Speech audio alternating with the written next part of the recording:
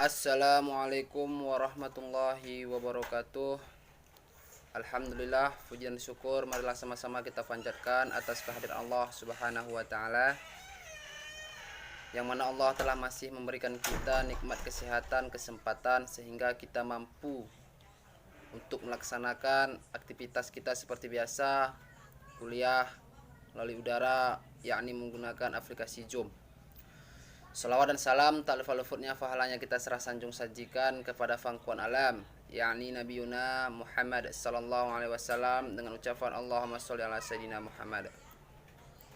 Perkenalkan, nama saya Andika Saputra SKD dan rekan saya Nur Fadila Lubis. Kami di sini dari kelompok 7 ingin memaparkan hasil diskusi kami yang berjudul karakteristik budaya organisasi. Di antaranya yaitu yang poin pertama, membangun budaya cerdas, yang kedua karakter budaya organisasi, dan yang ketiga kasus korupsi yang ada di Indonesia. Poin pertama dan poin kedua, membangun budaya organisasi, karakteristik budaya organisasi, akan dijelaskan oleh rekan saya Nur Fadila Lubis. Kepada Nur Fadila Lubis saya persilahkan. Assalamualaikum warahmatullahi wabarakatuh. Baik, di sini saya Nur Fadila Lubis akan menjelaskan pembahasan kami tentang membangun budaya cerdas.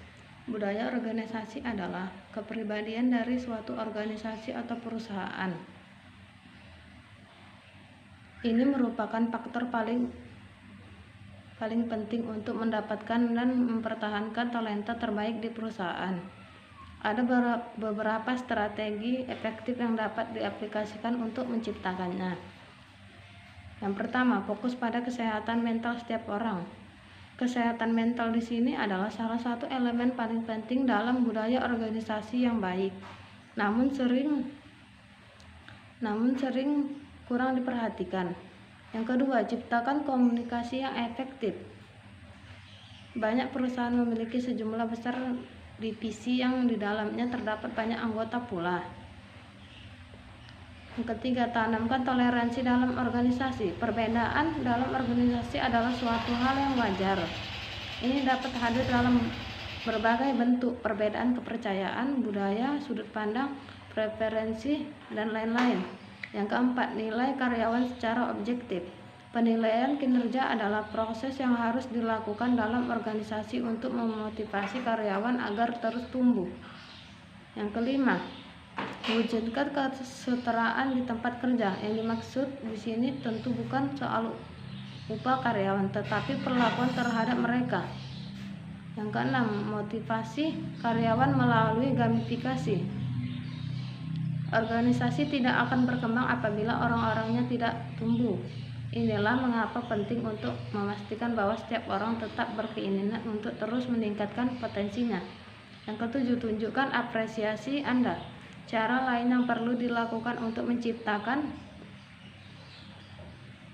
budaya organisasi yang baik adalah dengan mengekspresikan apresiasi Anda. Apresiasi perlu ditunjukkan karena ini akan membantu karyawan mereka dihargai dan mendapatkan pengakuan. Bagian yang B, karakteristik budaya organisasi. Setiap orang memiliki budaya sendiri yang sifatnya spesifik karena setiap organisasi mempunyai kepribadian khas unik yang menjadikan sebagai pembeda dengan organisasi lain, yang dipengaruhi berbagai hal, antara lain karakteristik dan struktur organisasinya, serta nilai dan norma yang dianut anggotanya, kepercayaan, kebiasaan yang berlaku dalam organisasi, dan filosofi organisasi yang dianut.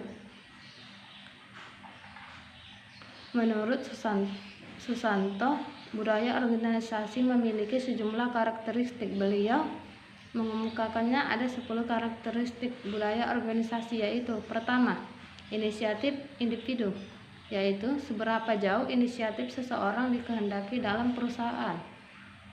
Yang kedua, toleransi terhadap risiko, menggambarkan seberapa jauh sumber daya manusia didorong untuk lebih agresif, inovatif, dan mau menghadapi risiko dalam pekerjaannya.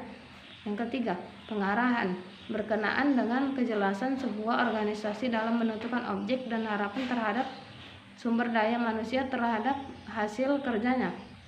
Yang keempat, integrasi, yaitu seberapa jauh keterkaitan dan kerjasama yang ditekankan dalam melaksanakan tugas dari masing-masing unit dalam suatu organisasi dengan koordinasi yang baik.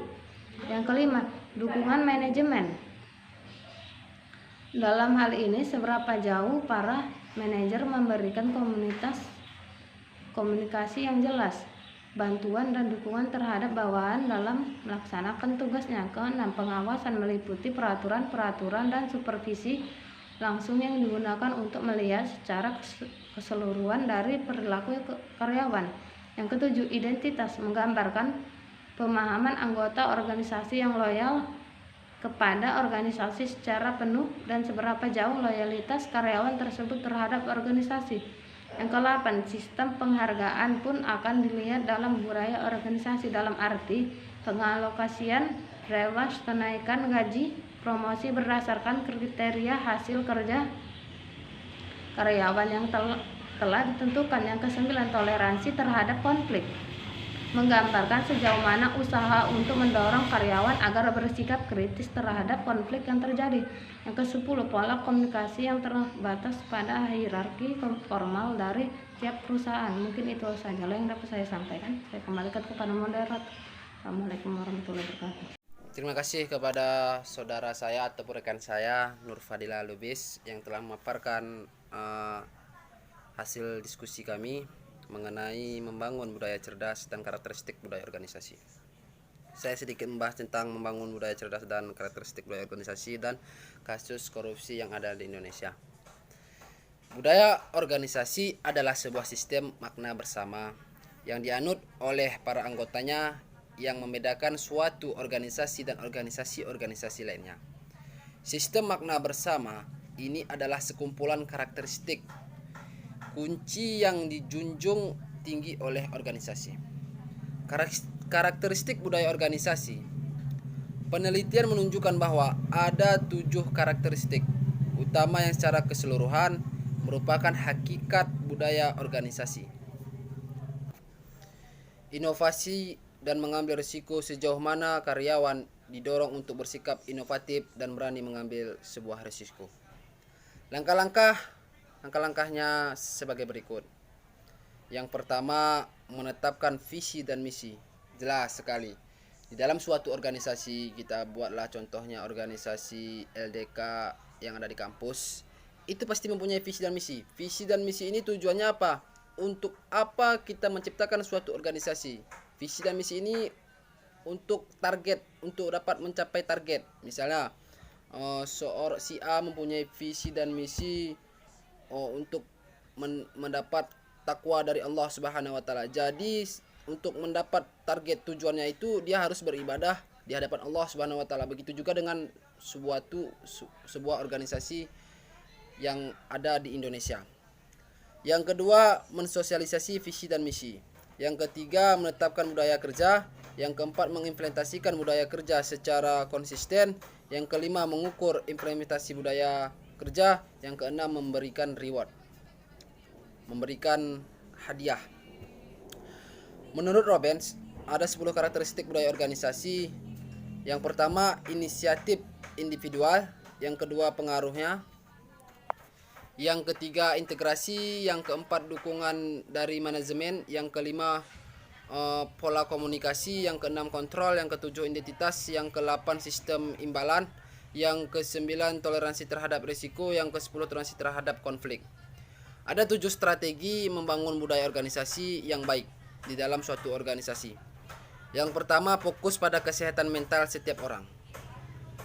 Ini juga perlu. Sebab apa?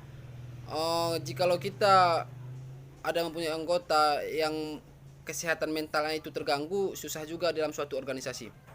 Yang kedua, ciptakan komunikasi yang efektif.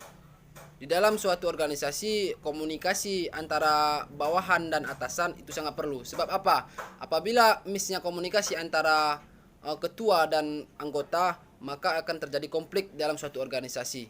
seperti yang sering saya alami di dalam suatu organisasi, itu apabila ada terjadi konflik antara atasan dan bawahan pasti akan terjadi apabila ada terjadi miskomunikasi antara atasan dan bawahan, maka akan terjadi konflik dalam suatu organisasi.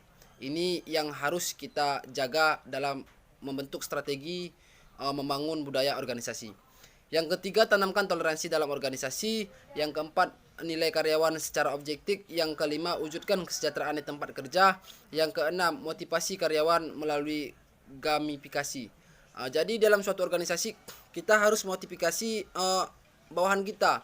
Seorang pemimpin itu harus memotivasi bawahannya. Sebab apa? Dengan adanya motivasi terhadap bawahannya, maka ada gairah semangat kerja untuk meningkatkan karya kerja dalam suatu organisasi, membangun suatu organisasi ke depannya lebih baik. Itu karena apa? Karena pemimpinnya selalu memberi dorongan, motivasi kepada bawahannya. Yang ketujuh, tunjukkan apresiasi Anda. Baik, di sini saya sedikit membahas tentang kasus korupsi yang ada di Indonesia. Jikalau kita cerita korupsi yang ada di Indonesia, itu sudah pasti adanya. Sebab apa? Kami di sini hanya mengambil beberapa kasus korupsi yang ada di Indonesia. Yang pertama, kasus korupsi Jiwasraya. Jiwasraya ini adalah sebuah PT yang ada di Indonesia. Di tahun 2020, kasus korupsi PT Asuransi Jiwasraya atau disebut dengan Persero bahkan disebut sebagai kerugian besar bagi negara oleh Badan Pemeriksa Keuangan atau BPK yang mencapai hingga belasan triliun rupiah. Yang kedua adalah kasus korupsi Asapri. Kasus korupsi Asapri ini adalah sebuah PT juga yang ada di Indonesia. Kasus PT Asapri juga menjadikan sorotan dalam beberapa waktu terakhir ini. Meski belum diketahui secara pasti atau detail karena sedang dalam kajian di pemerintahan pusat, total kerugian negara diyakini mencapai 10 triliun. Yang ketiga, kasus korupsi Dr. Kuswarjono. Perbuatan yang dilakukan sudah menyalahgunakan kewenangan sebagai Kepala Badan Pengelolaan Keuangan Daerah atau disebut dengan DPKD, pelaksanaan tugas atau disebut dengan VLT, dan Sekretaris Daerah Kabupaten Sragen dikategorikan sebagai tindakan korupsi karena masyarakat sangat dirugikan oleh kelakuannya yang ingin memiliki hak orang lain. Jika kita berbicara tentang korupsi yang ada di Indonesia, baik itu di kalangan pemerintah pusat, daerah, bahkan di kabupaten, itu pasti ada. Sangat ada pastinya. Baru-baru ini aja terjadi korupsi di daerah-daerah.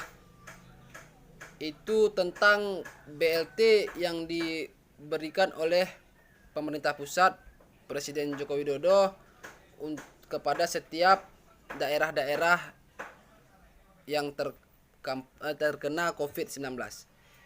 Dari uang BLT, hak rakyat seharusnya nyampai itu kepada rakyat, itu saja dimakan oleh pemerintah, kepala desa ataupun kepala desa lah yang ada di desa-desa tersebut. Itu tingkat korupsi yang ada di daerah. Terlebih-lebih itu korupsi-korupsi yang ada di tingkat pemerintah pusat, kabupaten, dan lain sebagainya. Mungkin hanya ini yang dapat kami sampaikan. Lebih dan kurang kami mohon maaf. Terima kasih kepada audiens yang telah menyimak hasil diskusi kami tentang karakteristik budaya organisasi. Akhirul kalam. Assalamualaikum warahmatullahi wabarakatuh.